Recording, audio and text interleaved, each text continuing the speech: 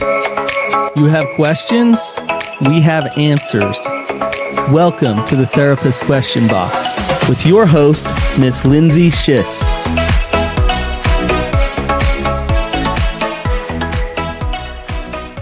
Welcome back to another episode of the Therapist Question Box, where we are here to tackle your toughest questions.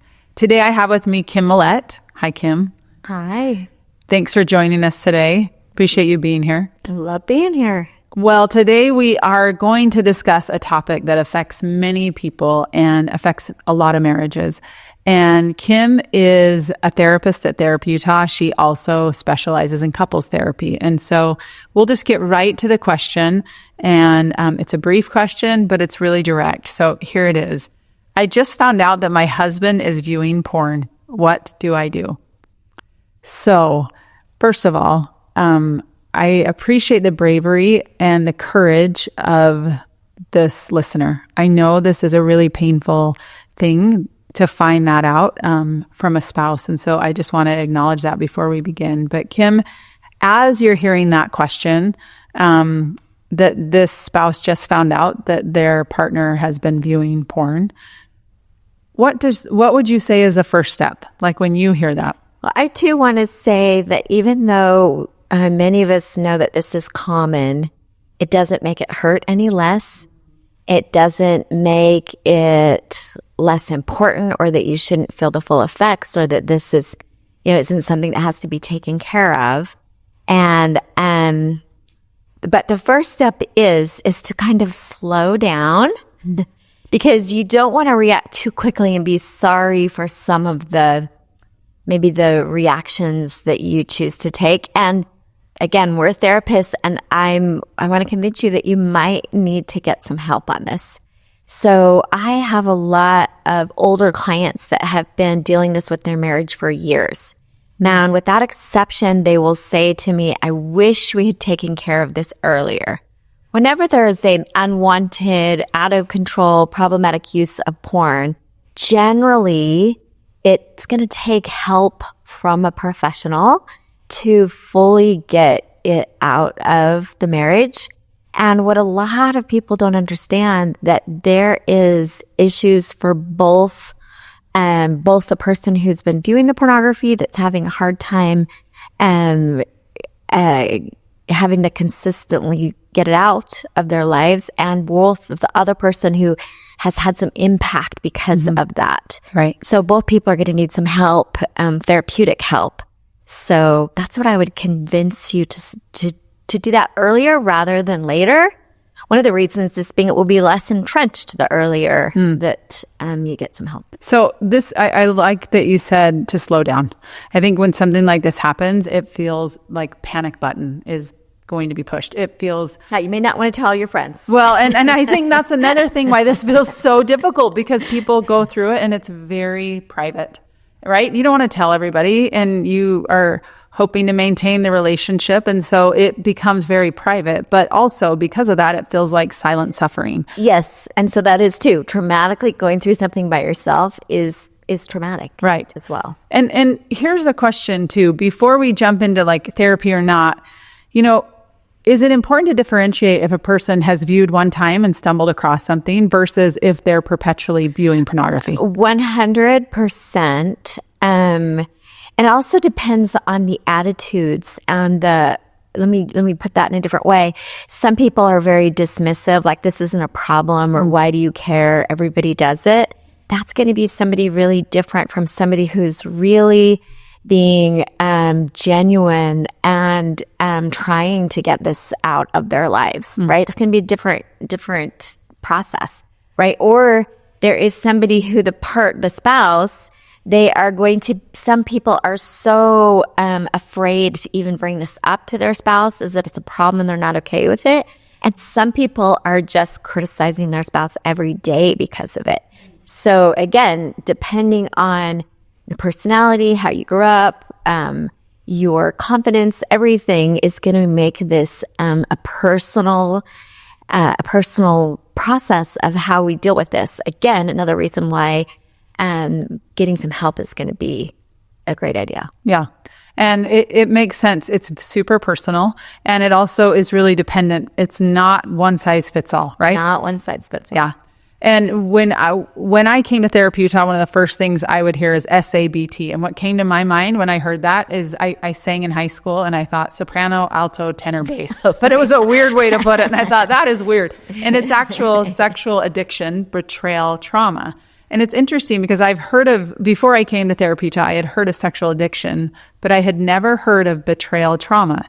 And so what you're saying is this is not just a one party issue, right? This is obviously affects both parties, but the idea is that there's therapeutic help for both parties. Yes. And let me just point out, we're not just trying to take something out. Like as soon as that pornography is gone, then everything is fixed. There has been impact. We want you to have a great relationship in a marriage where you can have intimacy emotionally, spiritually, sexually. We want that for you. And so we're not just also trying to take something away. Yeah. And I think the next thing we might need to go to is why pornography, right, can affect marriage in this betrayal trauma kind of way. Yes. Can we say something first about how when you said, it is not how it affects marriage, yes, but also understanding why we can't just take something away. I've heard the analogy like you can take that away, but it's again the brain gets used to that dopamine hit. So if we're just taking something away and saying, okay, nope, you're no longer can do this, that often doesn't work. Yes. So first and foremost, when probably somebody has a really habitual use of pornography, that person may even think it's because of a high sex drive. And it really isn't that. It is a coping strategy. Okay. So you don't want to take away a coping strategy without having a different coping strategy in place. Otherwise, it won't work because you need to have coping strategies. When you say it's a coping strategy, I think it's so helpful, especially as a spouse that has felt betrayed because of seeing that their partner is viewing pornography. It feels less personal. It's like, it feels less personal, but will still hurt. Listen, hurts 100%. Yes. I'm not trying to minimize that. But what I'm saying is recognizing that it's not because you are not sexy enough or you're not connected enough or you're not whatever, right? But this is a pain point for your partner, and they are choosing to use this as a coping mechanism. Does it change how painful it is? No. But an understanding might provide some recognizing like it's a little less personal than it may feel.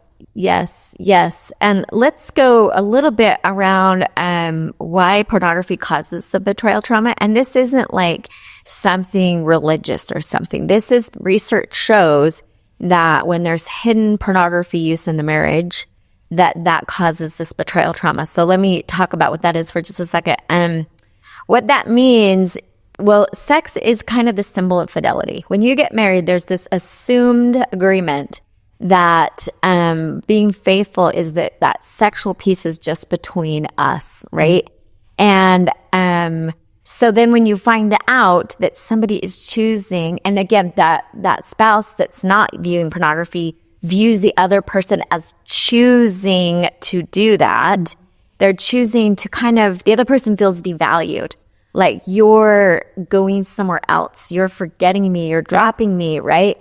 And that can be just like feels unfaithful. And so and good news is that one of the reasons why it causes betrayal trauma is because your spouse really loves you and they're attached to you. And so their whole world gets kind of turned upside down when they feel like you're choosing to go outside of the marriage. Yeah. And so that will so again, when people get into therapy, they go, oh, I know what I've been experiencing. This is betrayal trauma.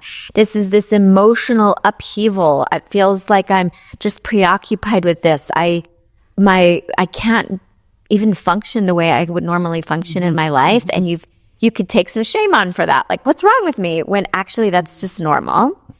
And again, it's also normal for the person who's using pornography to not get that. Yeah.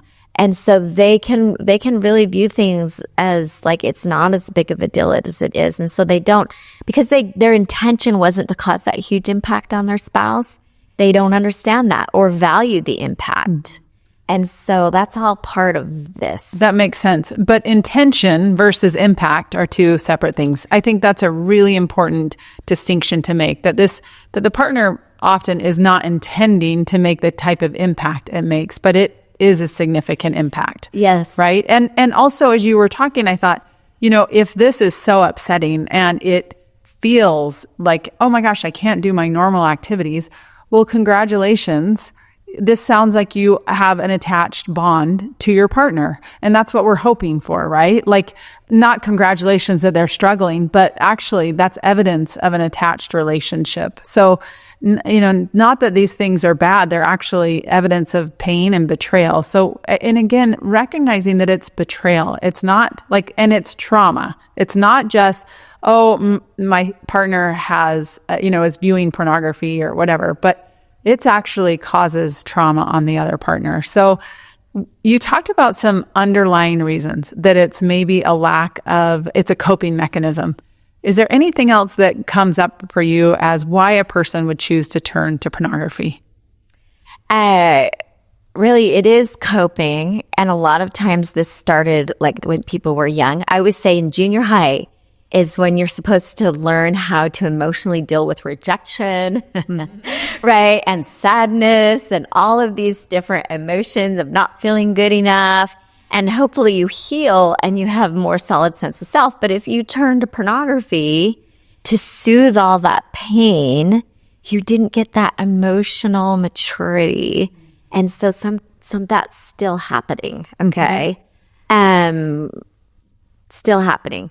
So we sexualize things. So if we don't get those normal sadness and we can't deal with the sadness and the rejection in a really caring way, maybe because for a lot of times for men especially, there isn't an environment where they get to just have their feelings and have the space to have those held well. So those actually get sexualized. That makes sense. Okay. And so then, so the coping works, but then it hurts the relationship with yourself because a lot of times people really are acting outside of their own values. And whenever you're not in integrity with yourself, you're hurting the relationship that you have with yourself. And so then you start shaming yourself almost to motivate yourself to stop watching. And so we've got this vicious cycle going over there, right?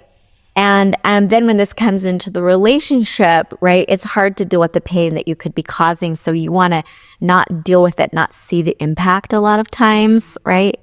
But why? And that doesn't really change anything. When you try to just say, okay, we're not going to deal with blindness. Put our head in the sand. That's going to go ahead and make it go away. That doesn't do it, right? So, but even spouses want to have some blindness because they don't want to have this big serious issue, right, in the relationship. So they just hope it can go away quickly, and it doesn't, and so then they don't get the help as quickly.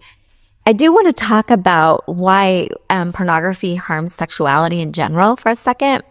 And it's interesting because the research maybe in the world said, oh, it's not that bad. But now that pornography is so huge and you can see a million videos, we're starting to see how it hurts dopamine in our brains. Mm-hmm. And like if we're just seeking, we get too much dopamine from watching pornography, it affects our motivation for life in general.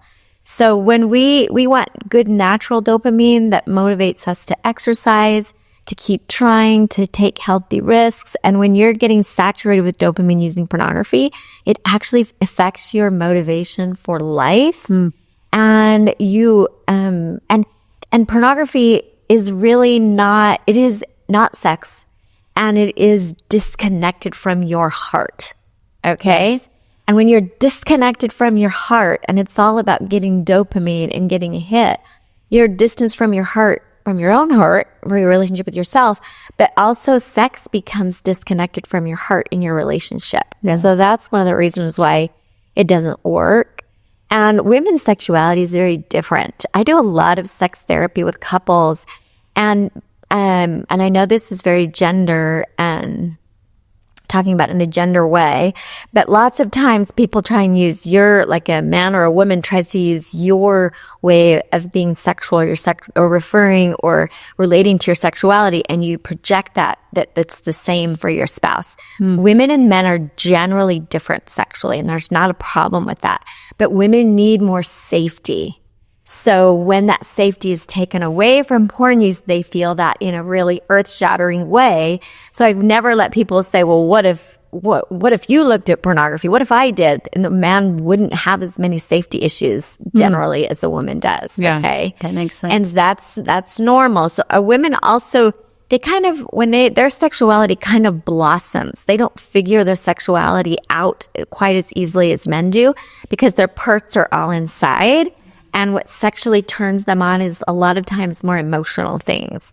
And so in order for their sexuality to blossom, they have to feel like that space to bring their sexuality to is a safe and a good space. Yeah. If they feel like I'm having sexuality just to prevent my spouse from looking at pornography, or I don't feel respect in that space, they may even be bringing their sexuality to that space more out of fear, but it doesn't feel good. It's not a place where their true sexuality can really blossom, if that makes sense.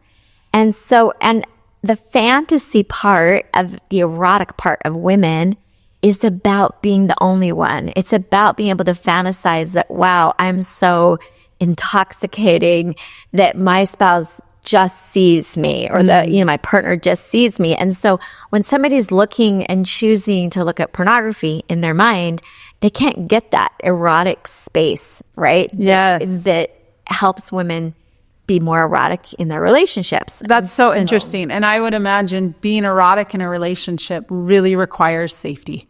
Yes, for women especially. Yeah, you feeling like I am the only person. I can be totally myself and I can be open in that way. So how do you rebuild safety? Let's say, again, there's been a breach.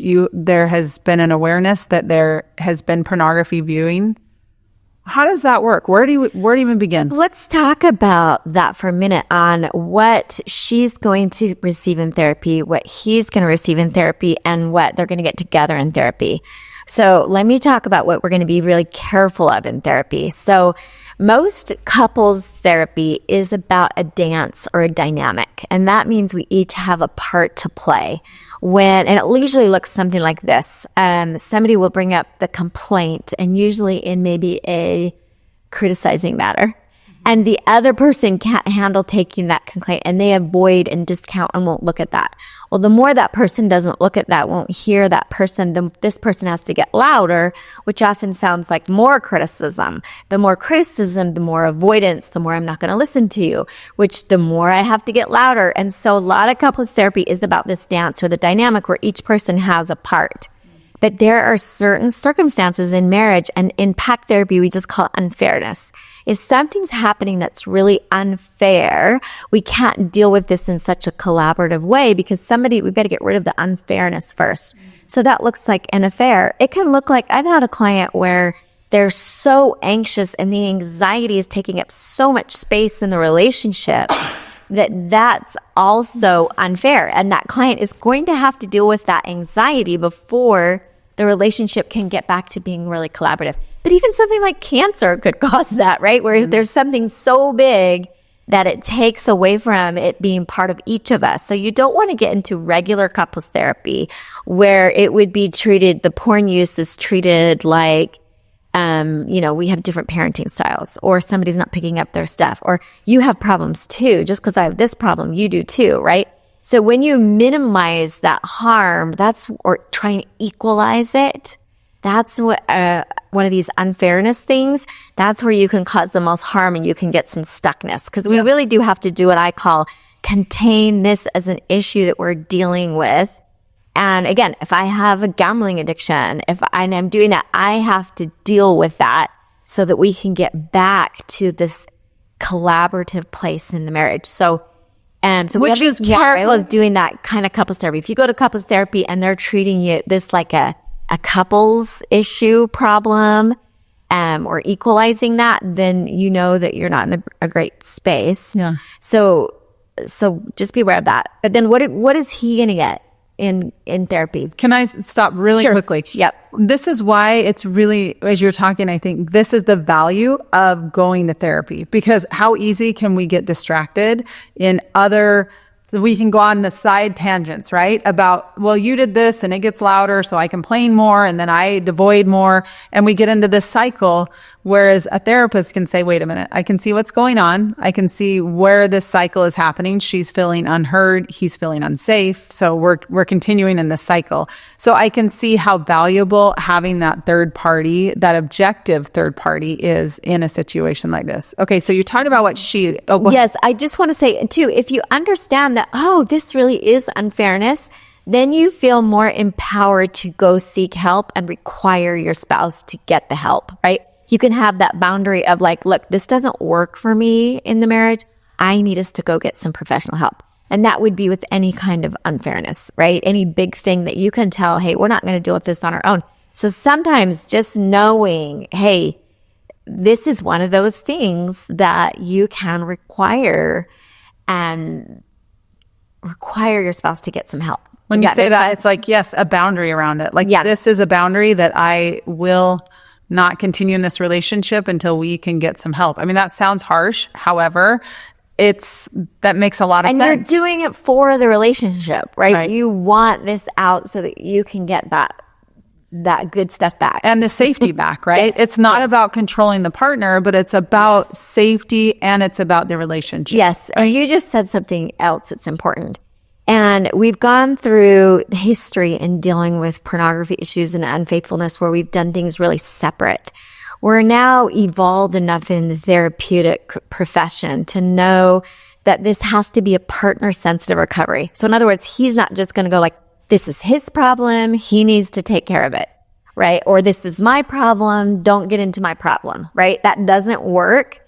But it doesn't work when somebody's trying to control it. Mm-hmm. That's what we call it kind of partner-sensitive recovery, where he's going to go to some recovery and he's got to learn what I do, some internal work and some external work. Mm-hmm. So the internal work looks like getting to the root of why this is a coping strategy with you, getting to the root of why. Stop thinking that this is about high sex drive, okay? Plus, you're going to have to do some external work, which looks like, hey, what is this behavior pattern and how am I going to do things externally, behaviors differently? So there's internal work, external work, and then there's this relational work. This really does impact your relationship. And as hard as it is to see that it does because it causes so much pain, right? You're going to have to deal with the relational impact. And we always have to do shame work. So in other words, people think that they can help the relationship with themselves after they get porn out of the relationship. But it's not true. It takes a healthy person to heal. So we have to start working on that healthy relationship with yourself before you can actually get or while you're trying to get that pornography out. You can't be shaming yourself better. It doesn't work. Yeah. And a lot of people go that route, right? Mm-hmm. And what does shame do? It starts that whole cycle over again. Yeah, that's part of the reasons why you're staying in that same cycle. Yeah. But it feels like that's what you should do. Right. However, when you were saying that, you were saying, it's getting to the root of the problem. What comes up in my mind is that might require some trauma work, actually. It does. But you may first have to start a little bit more simple of just finding what we'd call off ramps, like just simple things like going to bed at the same time as your partner. Those are the behaviors that we're talking about.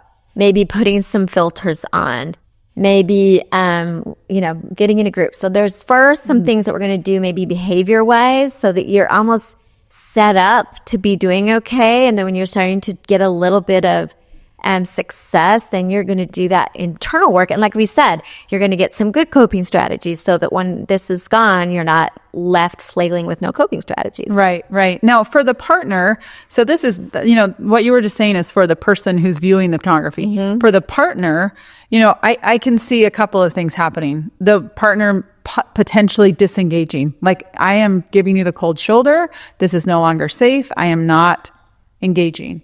Or getting hyper anxious and trying to watch everything they're doing and to really police their behavior. And neither one of those seem like a good approach for having personal peace for the partner. Yes. So what does that look like for a partner to say, okay, I'm not going to bury my head in the sand, but I'm not going to be a policeman and manage all of your online viewing, because that also sounds horrible.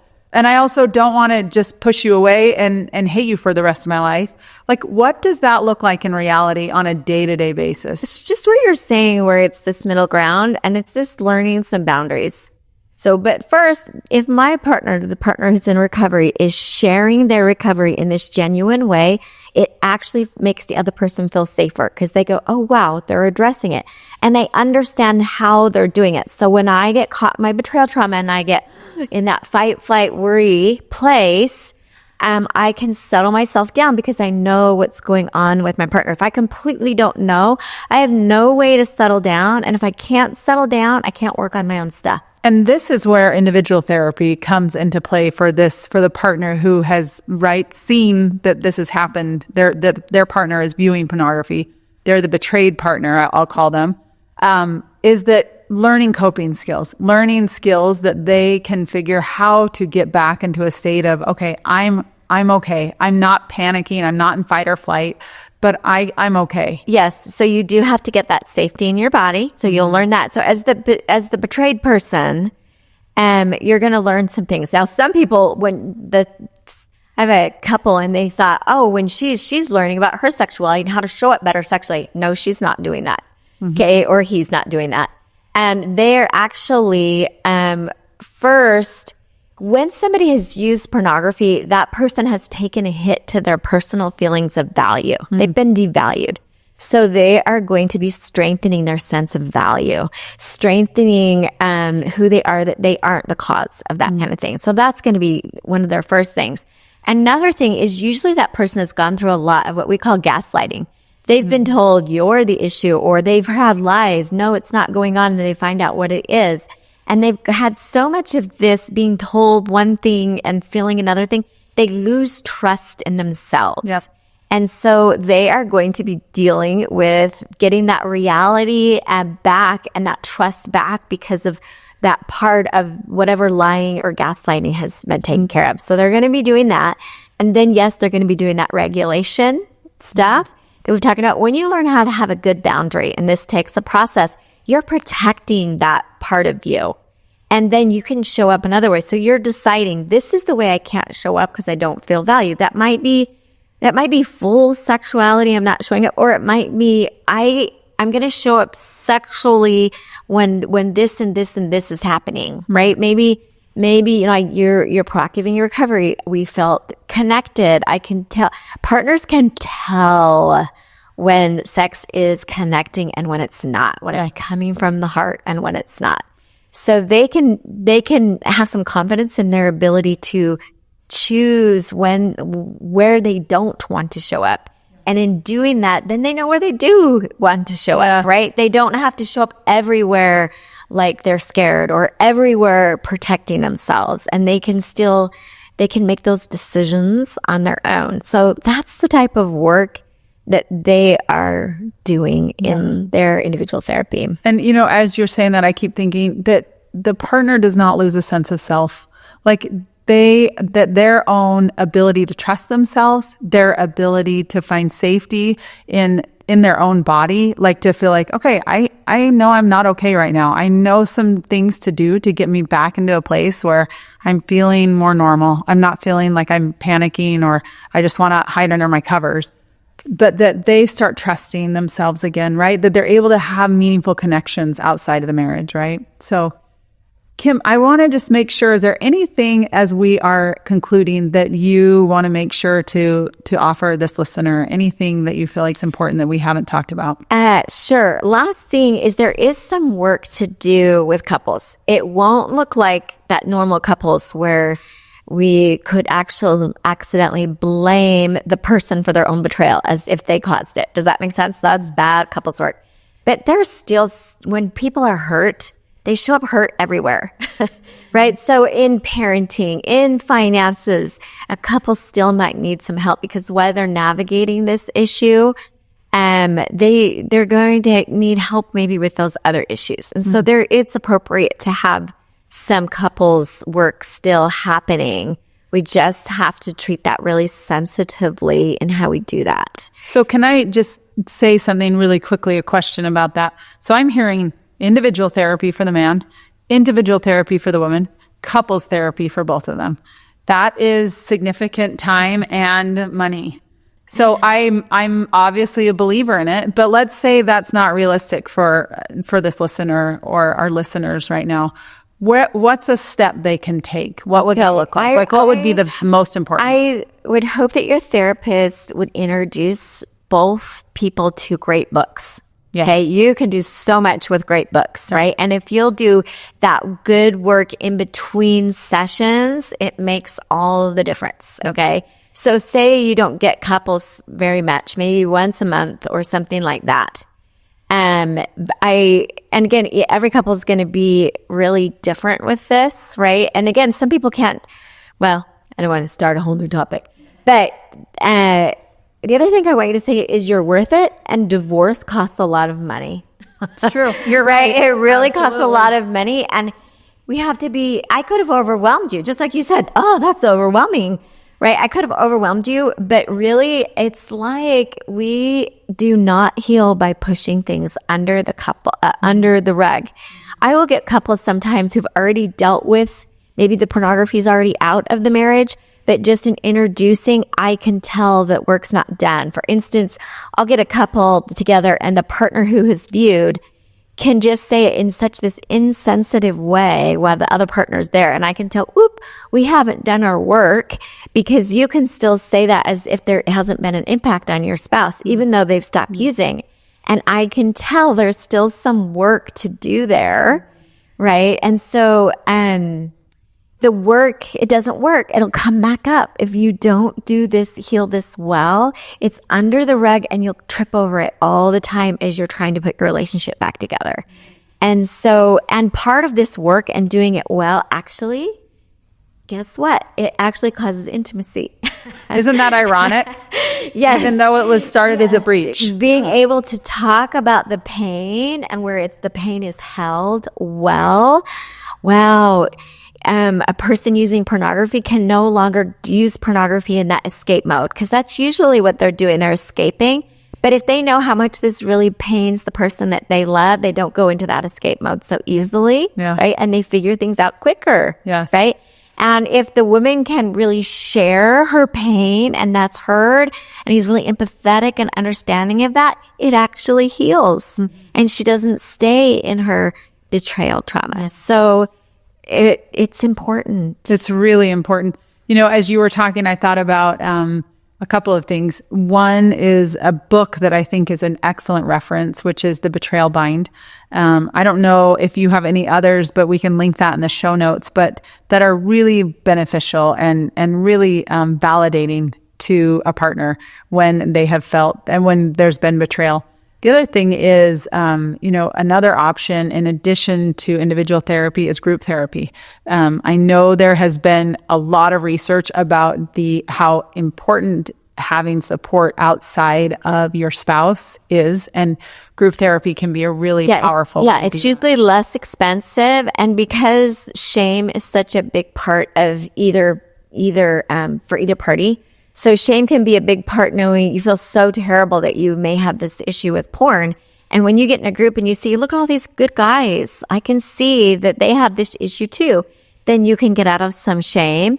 They can also help you see, like you'll see their blind spots, and it makes you wonder if you have a blind spot, right? And the same thing with the person who's been betrayed. They can say, oh, I'm not the only person. Look how that person's betrayed too. And look how nice and totally great they are, right? So it must not just be, like just me. Feeling alone in the world is the worst, Absolutely. Right? And so the groups do help with that. Another book suggestion. This one just came out this year, and it's a new favorite. And if people know me, it's instead of a cat lady, I'm a book lady. Yes, you are. It's okay. I am too. And this one is called The Sex Talk You Never Got. And it's to heal masculine sexuality, but I think it's great for both people to read. But it gives you the process of how to heal that sexuality. And so it's a great book. Okay. So The Betrayal Bind, The Sex Talk You Never Got. Yep. There's way more, but there are. Yes, two for sure. So to go through a couple of the nuggets that we talked about is really, if this happens to you, to slow down, to recognize that the pain, the betrayal that has been felt is normal, and to not jump to any decisions, to do what you can to try to get back to a state of regulation, emotional regulation. But don't go into blindness. Right. That's not the looks goal. like this because it's going to go away by itself. No, but when something big happens like this, it's like, I got to fire. We got to do something. We got to do something. And it's like, wait a minute. Let's just take a beat, take some breaths, and let's just take some time to get back to like, okay, because again, betrayal is significant and it's painful. So again, slowing things down. I also thought it was really important to recognize that often it is a coping strategy, that this is not about sexuality. This is not hypersexuality, but this is a coping mechanism that has been utilized, right? And understanding that therapy is really important, not just for the person that is viewing pornography, but for the partner of the person viewing pornography. And that there's going to be work that needs to be done on both sides. And that couples therapy is also really valuable to help understand what is going on with each partner. And that also group therapy is an option as well. And to not go at this alone. I mean, that's what I keep hearing and thinking, that you cannot do this alone. It is too painful. It is too big. And it's also often really private. Right? So it feels very lonely when you're going through this for many people, because they are not reaching out to people and telling their best friend and their mothers or whatever, what's going on, because they're trying to preserve the relationship. So they need to seek support outside of their circle of influence, right? So Kim, really appreciate your time and your insights. Recognizing that finding out that a spouse is viewing pornography is extremely painful, but it is a problem that can be solved with hard work, with resources. It can be something that actually, what you said, can bring a couple closer together.